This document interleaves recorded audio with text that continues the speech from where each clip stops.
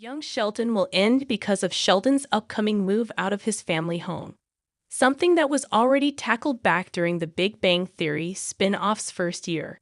Despite its continued popularity, Young Sheldon is ending its incredible run on CBS at the end of season 7.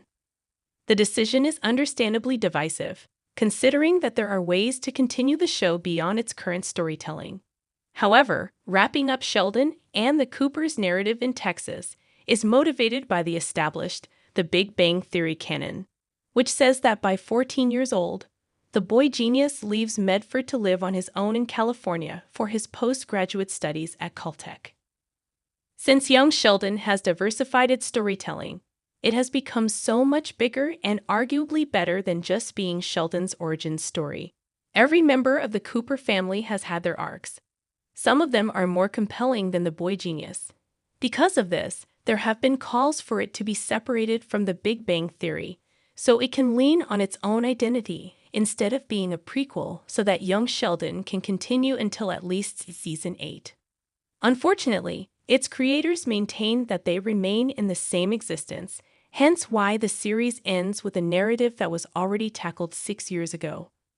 The boy genius move out of his childhood home is the organic endpoint of the spin-off, but regardless of how the writers plan to play this out, the show has already shown its fallout.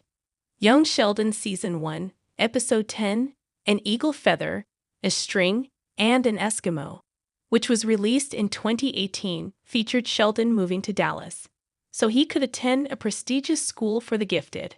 It took Sheldon a while to realize that he didn't want to live with strangers, but the impact of his absence at home was immediate, especially for Mary.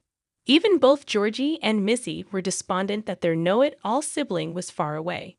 It's safe to say that the response to Sheldon's move in Young Sheldon Season 7 will somewhat be similar, if not sadder.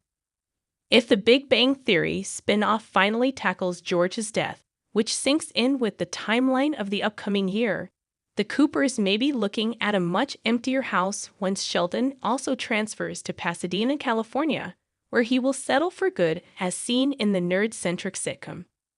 Young Sheldon could be the Big Bang Theory prequel that it should have long been after co-creator Chuck Lorre confirms that they plan to tackle Sheldon's story in the prequel until he's 15 years old. By then, he should have already been in California for quite a while.